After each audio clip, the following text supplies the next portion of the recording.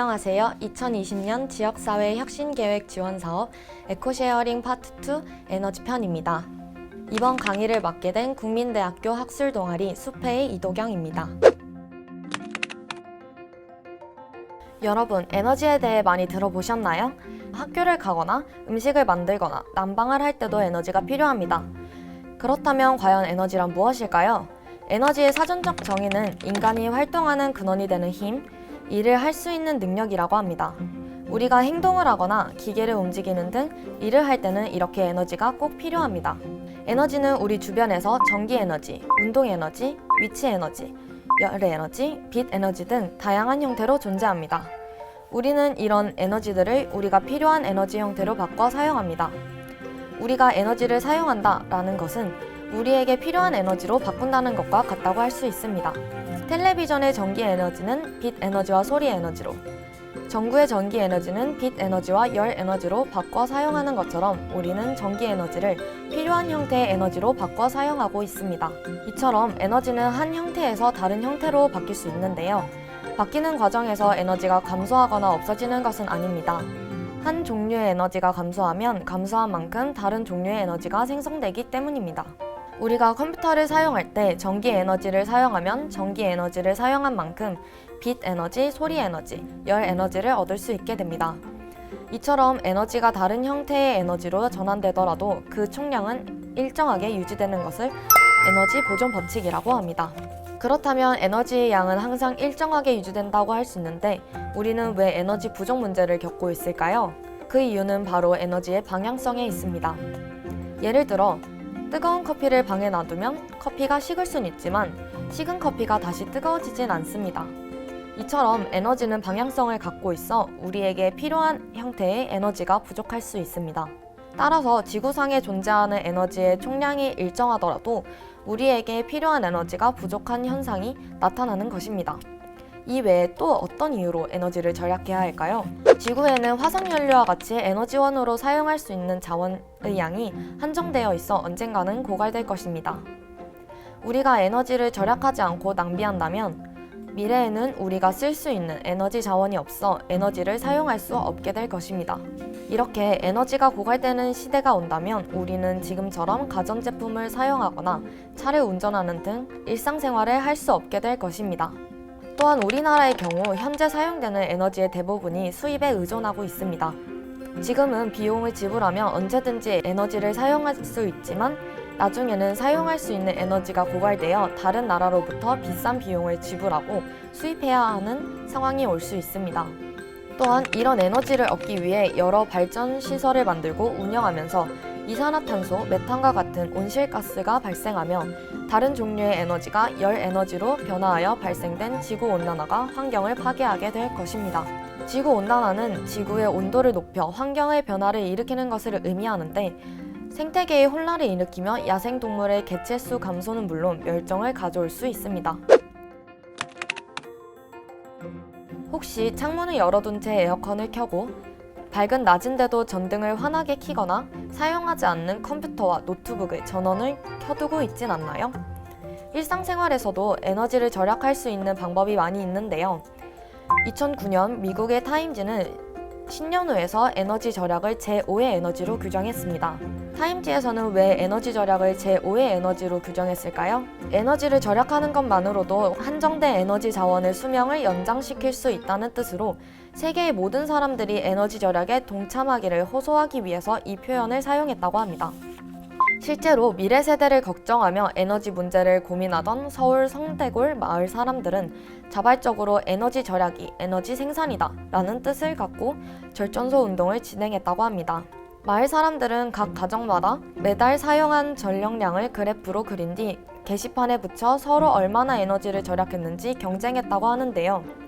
이 에너지 절전소 운동을 통해 절약한 전력량은 35,000kW로 이는 110가구가 한 달 동안 생활할 수 있는 엄청난 양이라고 합니다. 우리가 일상생활 속에서 쉽게 실천할 수 있는 에너지 절약 방법으로는 사용하지 않는 전자기기의 플러그 뽑기, 겨울철 옷을 따뜻하게 입고 체감온도를 높여 난방기기의 사용을 최소화하기, 냉장고 문을 여닫는 횟수 줄이기 등 다양한 방법이 있습니다. 또한 여름철에는 26도에서 28도, 겨울철에는 18도에서 20도가 적정 온도인데요. 냉난방을 1도 조절할 때 약 7%의 에너지를 절약할 수 있다고 합니다. 이렇듯 우리는 생활 속 작은 실천을 통해 전기를 절약하고 에너지 낭비를 막을 수 있습니다. 현재 서울시에는 에코마일리지라는 사업을 시행하고 있는데요. 에코마일리지란 전기, 수도, 가스 등 에너지 사용을 줄이며 마일리지로 적립해주는 시민 참여 프로그램입니다. 에코마일리지 제도는 생활 속 에너지 절약 실천을 장려함으로써 지구온난화로 인한 생태계의 혼란이 초래되는 현상을 예방하고자 도입되었습니다. 지구온난화의 주 원인으로 꼽히고 있는 온실가스 중 프레온가스는 특히 실생활에서 많이 사용되는 냉장고 및 에어컨 등에서 많이 발생하는데요. 이 프레온가스는 한 분자당 온실 효과를 가장 크게 일으키는 것으로 알려져 있어 생활 속 작은 실천이 절실한 상황입니다. 서울시뿐만 아니라 에너지 시민연대에서도 여러 캠페인들을 진행하고 있습니다. 오프라인으로는 지역의 시민활동가들과 아파트 단지 주민들 또는 기관 시설 등이 협약을 맺어 함께 목표를 설정하고 가정의 전력 사용량을 줄여나가는 활동을 하고 있습니다. 온라인으로는 매년 에너지 절약 100만 가구 운동에 참여할 아파트와 기관 시설을 선정하여 실천단을 조직하고 에너지 진단 및 컨설팅, 교육, 절전 제품 보급, 전기 사용량 모니터링 등의 활동을 진행합니다.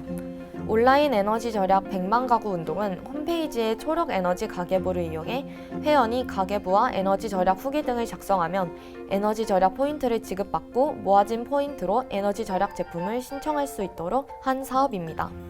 이 사업을 통해 2019년에는 전국 9개 단지에서 9,068세대의 아파트와 50개의 상가가 참여해 평균 사용량 대비 약 66만 킬로와트의 에너지를 절감했고 약 32만 킬로그램의 이산화탄소 절감 효과를 거두었습니다. 이 에너지 절약 100만 가구 운동은 국내에서 처음으로 시작된 인센티브 기반의 에너지 절약 운동으로 정부와 지자체에서 실시하고 있는 탄소 포인트 제도, 에코마일리지 제도의 모태가 되었습니다.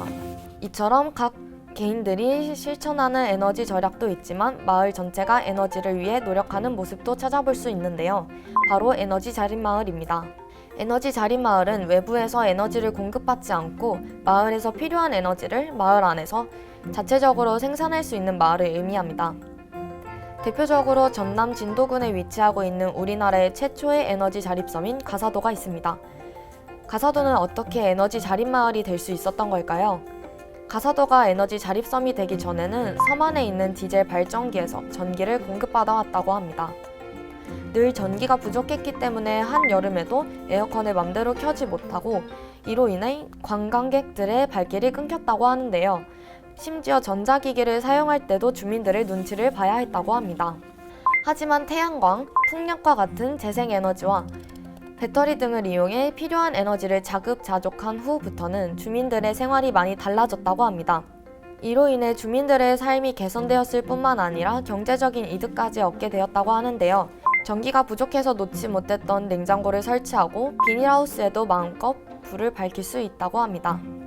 또한 기름 건조기 대신 친환경 전기 건조기를 이용해 건조 비용량이 상당량 감소했고 가사도라는 이름 앞에 친환경 섬이라는 수식어가 붙으면서 가사도의 해산물이 더욱 유명해졌습니다. 또한 디젤 발전기를 통해 전기를 생산할 때에 비해 배출되는 산소의 양은 연간 950톤 정도 절감되었다고 합니다.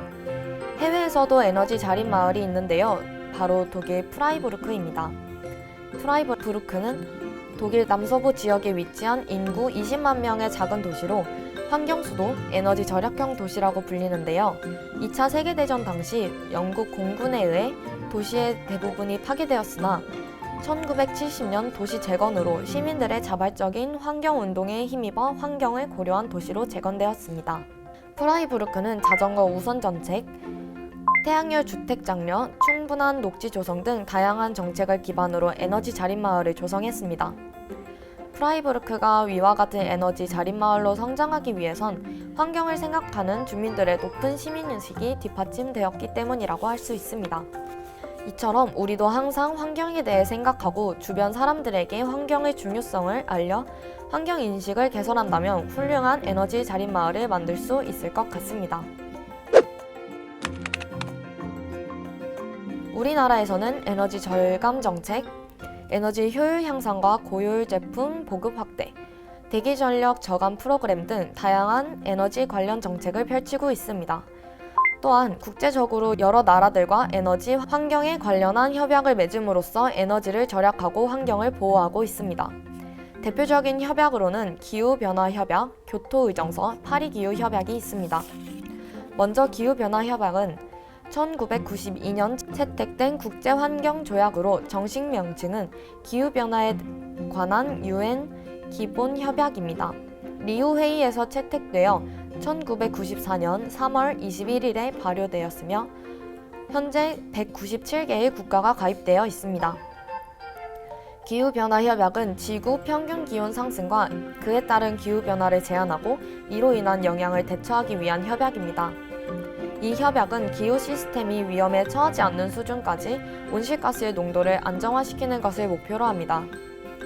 이 협약의 주요 내용은 각국의 온실가스 배출, 흡수 현황에 대한 국가 통계 및 정책 이행에 관한 국가 보고서 작성, 온실가스 배출 감축을 위한 국내 정책 수립 및 시행, 온실가스 배출량 감축 권고 등이 있습니다.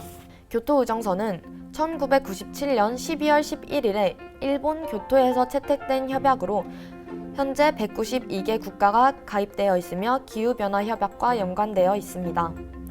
기후변화 협약에서 합의된 개별 목표에 따라 온실가스의 배출을 제한하고 줄이기 위해 국가의 완화를 위한 정책과 조치를 취하도록 하고 주기적으로 보고하도록 요구하는 것이 이 협약의 목적입니다.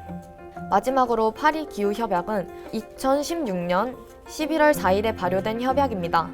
189개 국가가 가입되어 있으며 선진국이 개발도상국의 지원을 강화하도록 합니다. 또한 배출량과 협약 이행 노력에 대해 5년마다 정기적으로 보고하여야 합니다. 21세기의 전구 기온 상승폭을 산업혁명 이전의 수준에서 2도씨 이하로 유지하거나 더욱 강력하게는 1.5도씨 이하로 기온 상승을 제한하는 노력을 추구하여 기후변화의 위협에 전구적인 대응을 강화하는 것이 이 협약의 목표입니다. 전 세계적으로 이런 협약들을 맺음과 동시에 각 국가들은 고갈 가능성이 있고 환경 오염을 유발하는 화석 연료를 대체할 에너지원을 찾는 노력을 기울이고 있는데요. 이 에너지가 바로 미래의 화석 연료 대체 에너지원으로 등장한 신재생 에너지입니다. 신재생 에너지에 대해 설명하기 전에 인류의 에너지 사용이 어떻게 변화되었는지 알아보겠습니다. 처음 인류가 사용한 최초의 에너지는 바로 불입니다. 원시시대의 인류는 불을 사용해 체온을 유지하고 음식을 굽거나 야생동물로부터 자신의 몸을 보호하는 등 다양한 용도로 활용했습니다. 중세시대에는 불뿐만이 아니라 바람을 이용한 풍차, 물이 중력으로 인해 떨어지는 점을 이용한 물레바퀴 등 더욱 발전된 방법으로 에너지를 생산했습니다. 이후 18세기에는 산업혁명으로 큰 변화를 겪게 되는데요. 사람, 소, 말 등이 할 수 없는 일들을 기계들이 할 수 있게 된 것입니다. 이런 기계들을 움직이는 것은 석탄을 사용하는 엔진으로 인류는 과거 나무를 주 에너지원으로 사용했던 방법에서 벗어나 석탄을 사용하게 되었습니다. 하지만 계속된 석탄 사용으로 환경이 오염되고 탐사 기술이 발전하여 인류는 더욱 강력하고 효율성이 높은 자원인 석유를 사용할 수 있게 되었습니다. 석유는 에너지원뿐만이 아니라 플라스틱이나 합성 섬유를 만드는 등에도 활용되며 다양한 용도로 현재까지 이용되고 있습니다. 그렇다면 미래에는 어떤 에너지를 사용하게 될까요? 현재 에너지 사용량과 에너지 소비량을 보면 전 세계적으로 에너지 사용량은 꾸준하게 증가하고 있지만 대부분의 에너지 소비가 화석 연료로부터 발생한 것을 볼 수 있습니다.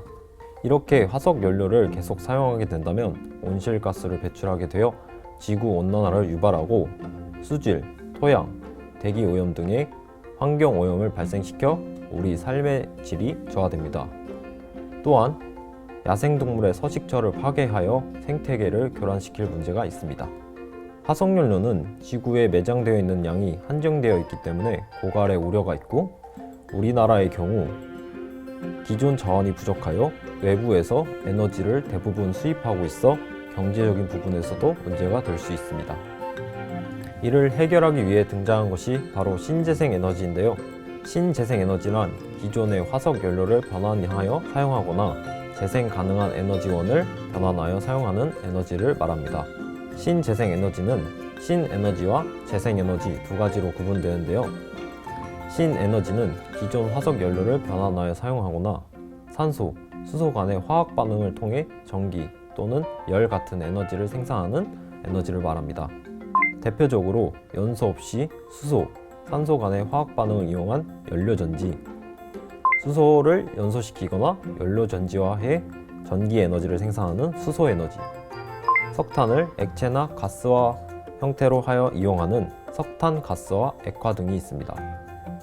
재생에너지는 햇빛, 물, 열, 강수, 생물 유기체 등 재생 가능한 에너지를 변환하여 사용하는 것인데요. 대표적으로는 태양을 이용한 태양광 에너지, 물의 위치의 에너지를 전기 에너지로 바꾸는 수력 발전, 농작물, 나무, 음식물들을 태우거나 가스, 고체 연료 형태로 얻는 바이오 연료 등이 있습니다. 그렇다면 화석 연료 대신 이런 신재생 에너지를 사용하면 어떤 점들이 좋을까요? 첫째, 기존 화석 연료를 대체하여 다양한 에너지 자원을 사용함으로써 에너지 수급을 원활하게 합니다. 에너지 수입 의존도가 약 97%에 이르는 우리나라의 경우에는 큰 도움이 되겠죠? 둘째, 신재생 에너지는 친환경적입니다. 신재생 에너지는 지구 환경에서 발생하는 지구 자연 현상을 이용하기 때문에 온실가스나 환경 오염 등 환경에 대한 유해성이 매우 미미합니다. 셋째, 지속 가능한 발전이 가능합니다. 대부분의 신재생 에너지는 지구 환경으로 인한 자연 현상을 이용하기 때문에 지구와 같은 운명체로서 지속 가능한 발전이 가능케 합니다. 넷째, 신재생 에너지 연구, 개발에 따른 신사업 창출로 일자리 및 수출 상품을 개발하여 성장 동력화를 가능케 합니다. 이렇게 다양한 장점을 가진 신재생 에너지를 이용하지 않을 이유가 없겠죠? 보통 신재생 에너지는 열과 전기로 변환되어 사용되는 경우가 대부분입니다. 때문에 일상생활에서는 우리가 집에서 사용하는 냉장고, TV, 전구 등의 전기 에너지와 냉난방 장치, 온수 공급 등의 열 에너지로 변환되어 사용되게 됩니다. 실제로 대전광역시에서는 태양광을 주로 이용한 임대주택의 보급을 통해 스마트 제로 에너지 도시 3050 계획을 진행하고 있는데요. 2030년까지 신재생 에너지의 발전 비중을 50%로 확대하는 것을 목표로 하고 있습니다.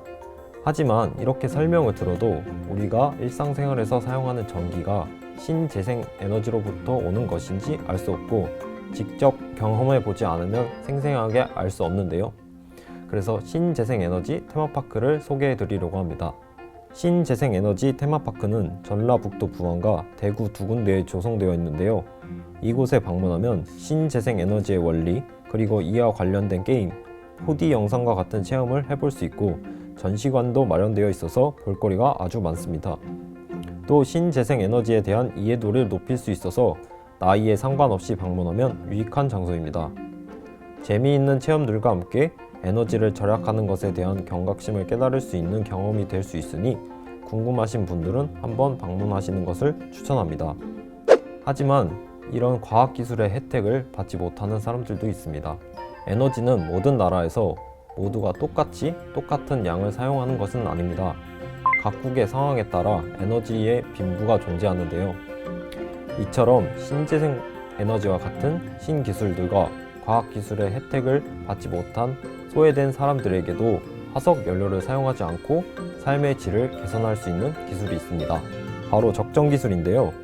적정기술은 사회 공동체의 정치, 문화, 환경 조건을 고려해 해당 지역에서 지속적인 생산과 소비가 가능해야 하며 삶의 질을 향상시키고 대규모 사회 기반 시설을 필요로 하지 않으며 친환경적이어야 합니다.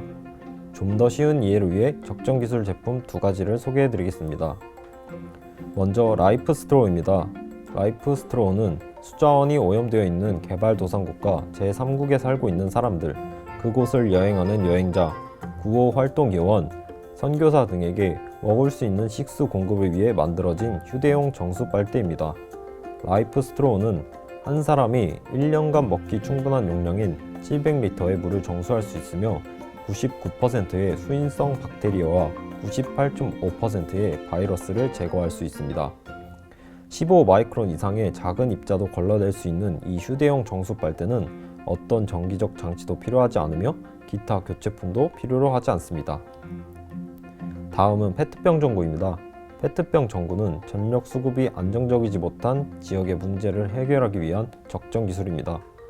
전력이 공급되지 않으면 실내가 어두워져 생활이 힘든 이들을 위해 페트병에 깨끗한 물, 그리고 표백제나 세제를 약간 첨가하면 외부의 빛이 페트병을 통과하며 굴절되고 산란되어 집안 곳곳에 빛을 퍼뜨려줍니다. 태양빛이 강할 때는 이 페트병 전구 하나가 55W급 전구 밝기와 맞먹는다고 하니 일반적인 생활을 하기에는 충분한 밝기라고 합니다. 여기까지 신재생에너지와 적정 기술에 대해서 알아봤는데요. 많은 사람들이 에너지와 환경에 관심을 가지고 앞서고 있고 국가나 세계적인 규모에서도 많은 노력을 기울이고 있습니다. 우리도 에너지와 환경에 관심을 가지고 이런 기술들을 잘 활용한다면 에너지 소비를 충분히 줄이고 환경을 보호할 수 있을 것 같습니다. 이것으로 강의를 마치고요. 강의 끝까지 시청해 주셔서 감사합니다.